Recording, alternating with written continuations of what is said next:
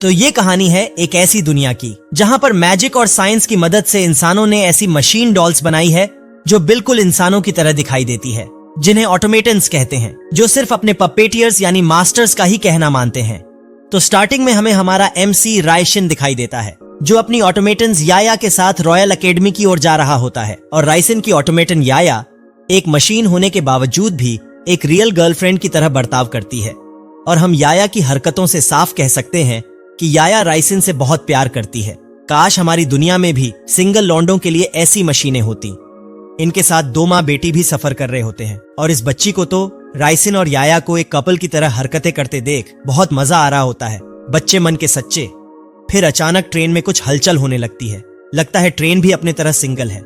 फिर दोनों ट्रेन को चेक करने बाहर निकल जाते हैं और देखते हैं कि ट्रेन का इंजन खराब हो चुका है, जिसे रोकने के लिए राइशिन अपने अंदर के माना को याया के साथ शेयर करता है, जिससे याया को एनर्जी मिलती है और दोनों टीम वर्क करके ट्रेन को रोकने में कामयाब हो जाते हैं। इसके बाद ही दोनों एकेडमी पहुंच जाते हैं, जहां पर राइशिन सबसे पहले एग्जाम देता है। लेकिन राइशिन रिजल्ट देखकर उदास हो जाता है, क्योंकि राइशिन की रैंक 1235 आई है, जो कि सबसे लास्ट में है। और याया राइशिन को उदास देख राइशिन को मोटिवेट करने की कोशिश करती है, पर राइशिन कहता है अब मैं शौकों को क्या मुंह दिखाऊंगा। पर याया तो लड़की का नाम सुनते ही राइशिन को मारने लगती है, क्योंकि याया नहीं चाहती है कि राइशिन किसी और लड़की के बारे में सोचे। और इसके बाद ही राइशिन की प्रोफेसर आ जाती है, जिनसे राइशिन पूछता है क्या अब नाइट फेस्टिवल में पार्टिसिपेट करने का कोई दूसरा तरीका है।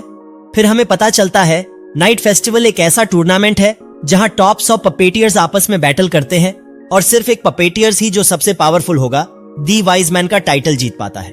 फिर प्रोफेसर बताती है कि अब राइशिन सिर्फ बाकी पपेटियर्स को बैटल में हराकर ही नाइट फेस्टिवल में भाग ले सकता है, क्योंकि नाइट फेस्टिवल में सिर्फ 100 पपेटियर्स ही भाग ले सकते हैं। फिर हमें पता चलता है राइशिन इसलिए नाइट फेस्टिवल में पार्टिसिपेट करना चाहता है ताकि राइशिन अपना रिवेंज ले सके। फिर इसके बाद हमें एक लड़की इसके ऑटोमेटन के साथ दिखाई देती है, जिसका नाम चार्लट है, जिसे देखकर बाकी पपेटियर्स चार्लट के ही चर्चे कर रहे होते हैं, क्योंकि चारोलॉट पहले ही दिन में 5 पपेटियर्स को बैटल में हरा चुकी है। फिर चार्लट बात करती हुई जा ही रही होती है कि अपना राइशिन एंट्री लेता है और चार्लोट को बैटल के लिए चैलेंज करने लगता है। चार्लट भी एटीट्यूड दिखाते हुए चैलेंज एक्सेप्ट कर लेती है और अपने ऑटोमेटन को उसके रियल फॉर्म में ले आती है। राइशिन और याया भी बैटल के लिए रेडी हो जाते हैं, पर अचानक दूसरे पपेटियर्स आकर शार्लट पर एक साथ हमला करने लगते हैं, जिन्हें संभालने में शार्लट को परेशानी होने लगती है। इसलिए राइशिन और याया भी शार्लट की हेल्प करने लग जाते हैं और फाइनली सब मिलकर सारे ऑटोमेटन को हरा देते हैं। इसके बाद ही चार्लट और राइशिन दोस्त बनने लगते हैं, पर चार्लट थोड़ी घमंडी टाइप की लड़की है, क्योंकि ये कहती है ये बिना मदद के भी उन्हें हरा सकती थी। और अब चार्लट राइशिन को भी हराकर ये साबित कर देगी कि चार्लट सबसे अच्छी पपेटियर्स है। फिर अपना राइशिन भी एटीट्यूड दिखाते हुए ये कहकर चला जाता है कि अब मेरा बैटल करने का मूड नहीं है। और राइशिन के जाने के बाद चार्लोट कहती है भाग गया डरपोक। पर चार्लट का ऑटोमेटन, जिसका नाम सिगमंड है, कहता है तुम राइशिन को कमजोर समझने की गलती कर रही हो, क्योंकि राइशिन और याया की फाइटिंग स्टाइल देखकर सिगमंड को राइशिन और याया बहुत पावरफुल महसूस हो रहे हैं। इसके बाद ही राइशिन और याया इनके रूम में दिखाई देते हैं और राइशिन कहता है याया तुम्हारा अलग बेड है, इसलिए तुम्हें उधर सोना चाहिए। पर याया कहती है नहीं, मैं बैटल की वजह से बहुत थक गई हूं और ऑटोमेटन को जल्दी हील होने के लिए अपने पपेटियर्स के नजदीक होना जरूरी है। राइशिन के पास कोई दूसरा रास्ता नहीं होता है और याया के साथ ही सो जाता है। फिर सुबह होते ही दोनों शार्लट से फिर मिल जाते हैं और बैटल के बारे में बात करने लगते हैं। पर अचानक राइशिन को एक पपेटियर्स दिखाई देता है, जिसे देखते ही राइशिन को अपने रिवेंज की याद आ जाती है और याया के साथ बैटल करने कूद जाता है। इस पपेटियर्स का नाम मैग्नस होता है, जिसे देखकर राइशिन को वो पल याद आता है जिसमें राइशिन का सारा परिवार आग लगने से मर चुका है। लेकिन मैग्नस तो राइशिन को इग्नोर करके जाने की कोशिश करता है, पर राइशिन इसे रोककर कहता है 7 समुद्र पार मैं तेरे पीछे आया हूँ और तू एक लड़की की तरह शर्मा कर जा रहा है। फिर राइशिन मैग्नस को कुछ देने की कोशिश करता है, पर अचानक मैग्नस को प्रोटेक्ट करने 6 लड़कियां आ जाती हैं, जो मैग्नस की ऑटोमेटन है और राइशिन का खेल खत्म करने ही वाली होती है। पर पॉट की वजह से राइशिन बच जाता है। फिर मैग्नस पॉट एक्सेप्ट कर लेता है और हम जैसे सिंगल्स की जलाकर चला जाता है। पर राइशिन ये सोचकर थोड़ा निराश हो जाता है कि राइशिन अभी मैग्नस से जीतने के लिए बहुत कमजोर है, जबकि मैग्नस टॉप 100 में पहली रैंक पर बैठा है। इसके बाद ही राइशिन को क्लास में जाते वक्त एक लड़का दिखाई देता है, जिसका नाम फीलिक्स होता है। राइशिन भी इसे इग्नोर करके जाने लगता है, पर फिलिक्स कहता है कि एक काम करने के बदले में फिलिक्स उसकी नाइट फेस्टिवल की सीट राइसन को देने के लिए तैयार है। राइसन भी नाइट फेस्टिवल का नाम सुनते ही फिलिक्स का ऑफर एक्सेप्ट कर लेता है। फिर फिलिक्स बताता है कि कोई अनजान शख्स स्टूडेंट्स के ऑटोमेटन्स को मार रहा है, इसलिए फिलिक्स चाहता है कि राइसन उसे ढूंढकर पकड़े, क्योंकि फिलिक्स राइसिन का बैटल देखने के बाद ये यकीन से कह सकता है कि राइसिन ही उसे ढूंढ सकता है। इसके बाद ही इनके पास एक लड़की आकर बताती है कि इन्हें एक और ऑटोमेटॉन की लाश मिली है, जिसे देखने के लिए सब इकट्ठा हो जाते हैं, जहां पर चार्लट भी होती है। और चार्लट ऑटोमेटन को ऐसी हालत में देखकर सोचती है कि उसके मास्टर को कितना बुरा लग रहा होगा। फिर चार्लट यहाँ से जाने लगती है, क्योंकि चार्लट को उस किलर पर बहुत गुस्सा आ रहा होता है। राइसन चार्लट को जाने से रोकने की कोशिश करता है ताकि चार्लट कहीं अपनी जान मुसीबत में न डाल ले, लेकिन चार्लट नहीं रोकती है और यहाँ से चली जाती है। फिर फिलिक्स राइसन से पूछता है, क्या आप मदद करने के लिए तैयार हो? फिर राइसन जवाब देता है, हाँ, पर यह काम मैं मेरे हिसाब से करूंगा। ये कहकर राइसन जा ही रहा होता है कि वही लड़की जिसका नाम नॉर्डन है राइसन को रोककर कहती है, मुझे तुमसे अकेले में कुछ बात करनी है। ये सुनते ही राइसन जवाब देता है, कहीं तुम मेरे साथ गंदी हरकतें करने के बारे में तो नहीं सोच रही हो ना? ये पागल ऐसी सिचुएशन में भी लोंडियाबाजी नहीं छोड़ रहा है, जरूर अपनी बिरादरी से होगा। फिर नॉर्डन कहती है, मुझे इन सब में कोई दिलचस्पी नहीं है, मुझे बस तुम्हें एक इम्पोर्टेंट बात बतानी है। फिर राइसन नॉर्डन से बात करने के लिए याया को जाने के लिए कहता है, जिससे याया को ना चाहते हुए भी जाना पड़ता है और जाते हुए कहती है, तू घर आ, तब मैं बताती हूँ। फिर याया के जाने के बाद नॉर्डन राइसन से कहती है कि कहीं चार्लट गुस्से में आकर गलत कदम नहीं उठा ले, क्योंकि चार्लट का ऑटोमेटन बहुत ही खतरनाक है, जो एक चुटकी में सामने वाले को खत्म कर सकता है। इसलिए नॉर्डन राइसन को चार्लट पर नजर रखने के लिए कहती है। इसके बाद ही राइसन वापस आ जाता है और आते ही चार्लट और उस किलर के बारे में सोचने लगता है, लेकिन याया तो गुस्सा करते हुए कहती है, आ गया उस चुड़ैल के साथ गुलछर्रे उड़ाकर। याया इधर राइसन को एक असली वाइफ की तरह टॉर्चर कर ही रही होती है कि कोई इन्हें खिड़की पर पत्थर मारकर बुलाने की कोशिश करता है और खिड़की के बाहर देखने पर इन्हें चार्लट दिखाई देती है। राइसन चार्लट से कहता है, क्या हुआ, मेरे बिना नींद नहीं आ रही है क्या? भाई इधर एक बंदी नहीं मिल रही है और इसे दूसरी लाइन मारने आ गई है। लेकिन चार्लट तो सच में कहती है कि क्या राइसन चार्लट के साथ डेट पर चलेगा? ये सुनते ही राइसन को रियलाइज होता है कि बुलाती है मगर जाने का नहीं। फिर भी ये लौंडियाबाज डेट पर जाने के लिए मान जाता है, पर बेचारी याया के साथ तो अन्याय हो रहा है। फिर अगले ही दिन दोनों याया और सिगमंड को छोड़कर डेट पर चले जाते हैं और याया को उदास देख सिगमंड याया से कहता है कि याया को उनको लेकर परेशान नहीं होना चाहिए, क्योंकि राइसन के दिल में चार्लट के लिए कोई फीलिंग्स नहीं है। और सिगमंड ये पूरे यकीन के साथ कह सकता है, क्योंकि सिगमंड इंसानों को सैकड़ों सालों से जानता है। पर सिगमंड बताता है कि याया कितना भी राइसन को प्यार कर ले, याया इंसानों जैसी कभी नहीं बन सकती है। फिर इसके बाद ही हमें बाबा सिगमंड की भविष्यवाणी पर यकीन हो जाता है, क्योंकि ये दोनों तो डेट के बहाने उस ऑटोमेटन किलर को ढूंढने की बात कर रहे होते हैं। और राइसन तो याया से माफी मांगने के लिए गिफ्ट भी खरीद लेता है, जिससे चार्लट को याया से जलन होने लगती है।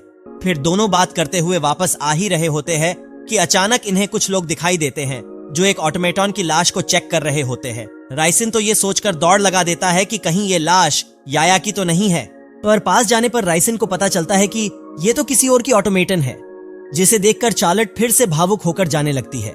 पर फिलिक्स चार्लट को उनके काम से दूर रहने के लिए कहता है और फिलिक्स ये भी कहता है कि चार्लट ने राइसन के साथ डेट पर जाकर फिलिक्स का दिल तोड़ दिया है। चार्लट समझाने की कोशिश करती है कि फिलिक्स को कोई गलत फहमी हुई है, लेकिन फिलिक्स तो कहता है, ठुकरा कर मेरा प्यार, अब इंतकाम देखेगी। ये सुनते ही चार्लट दुखी होकर चली जाती है।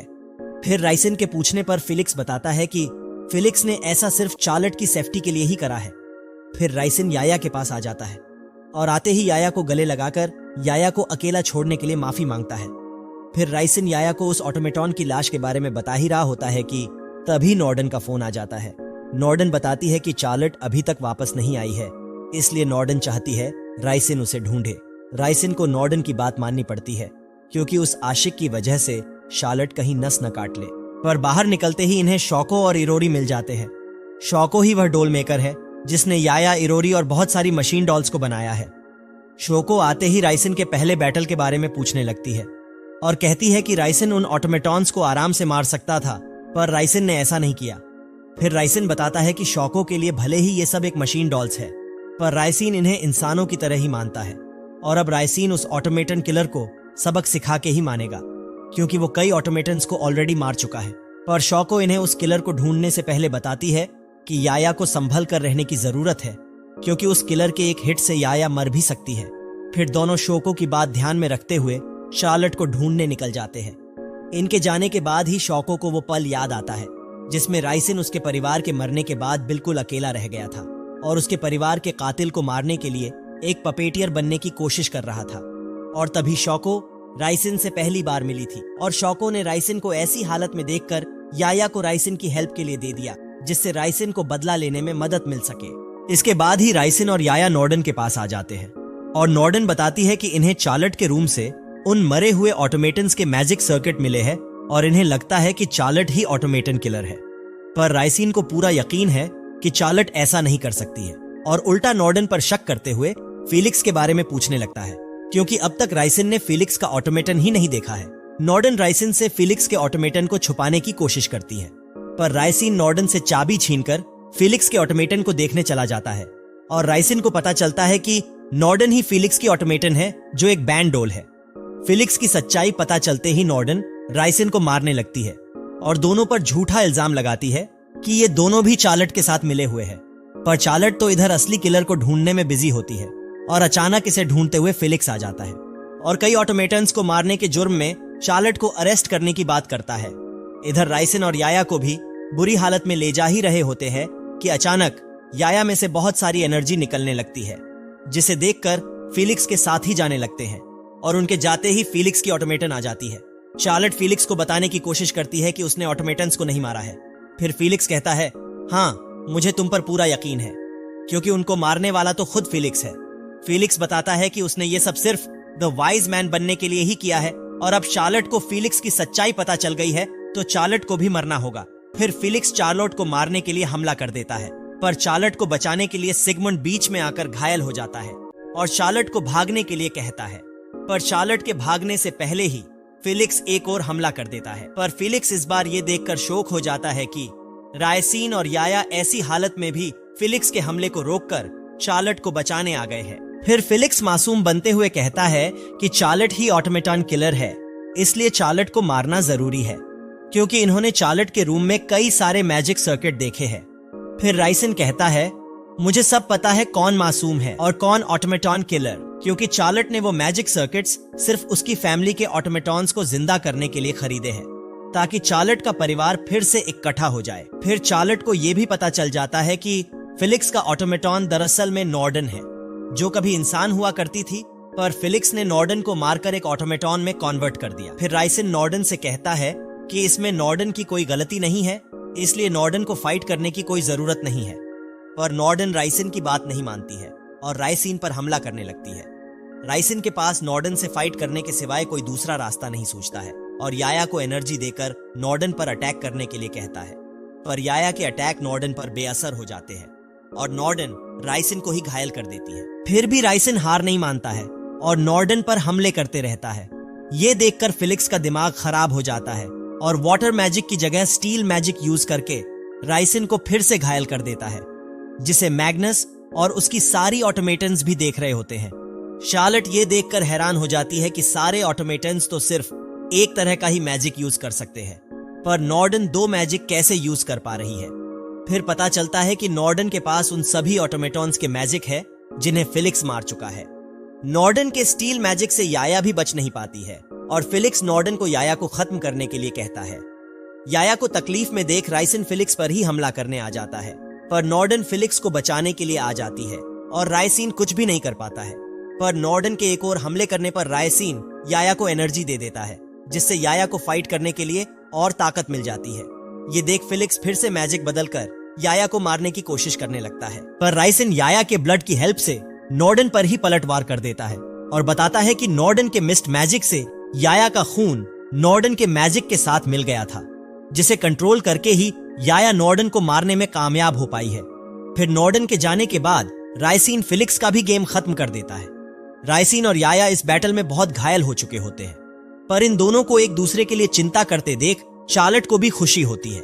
इनका बैटल शौको और इरोरी भी देख रहे होते हैं और जाने लगते हैं। इधर मैग्नस भी जा ही रहा होता है कि प्रोफेसर आकर राइसिन के बैटल के बारे में पूछने लगती है। मैग्नस भी बताता है कि अगर राइसिन ऐसे ही लड़ता गया तो टूर्नामेंट में मैग्नस को भी टक्कर दे सकता है। इसके बाद ही ऑटोमेटन किलर को पकड़ने के लिए राइसिन को फाइनली टूर्नामेंट में एंट्री मिल जाती है और अचानक एक लास्ट रैंक वाला सबका हीरो बन जाता है। फिर अगले ही दिन राइसन के कमरे में एक लड़की दिखाई देती है जिसका नाम फ्रे होता है।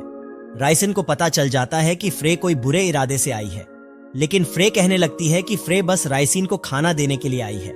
राइसन का शक और भी बढ़ जाता है क्योंकि फ्रे ने खाने में जहर भी मिलाया हो सकता है, पर फ्रे का मासूम चेहरा देखकर राइसन खाना एक्सेप्ट करके खाने लगता है। पर एक बाइट लेते ही राइसन खांसने लगता है और फ्रे भी अजीब बर्ताव करने लगती है। फिर राइसन के फोर्स करने पर फ्रे बताती है कि फ्रे राइसन को मारने आई थी, जिसे सुनकर राइसन कंफ्यूज हो जाता है और इन्हें चार्लट से पूछने पर पता चलता है कि कोई राइसन को धोखे से टूर्नामेंट के पहले ही खत्म करना चाहता है।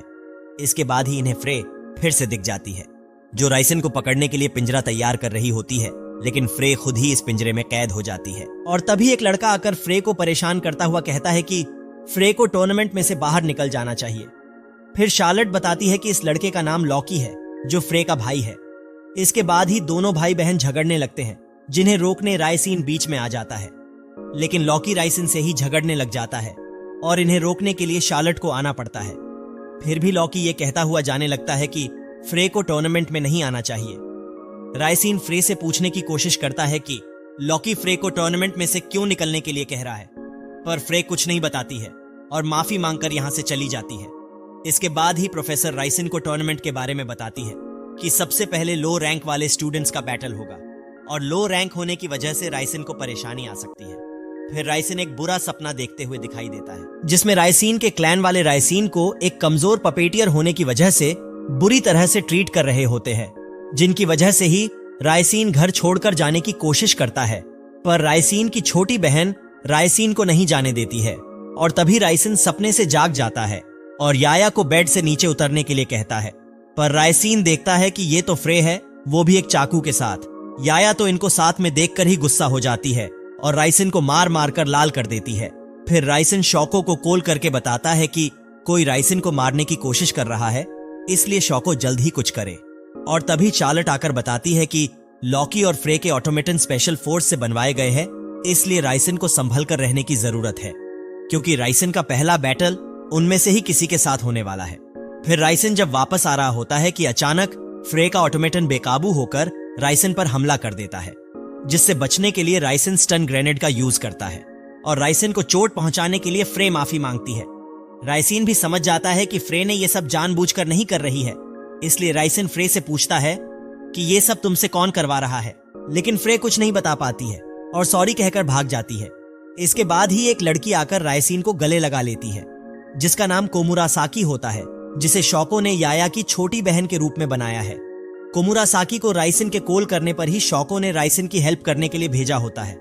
याया भी राइसन की हेल्प करने के लिए इनके साथ चलने के लिए कहती है, पर याया की किस्मत ही खराब होती है, जो फिर से इस सिगमुंड के साथ रह जाती है।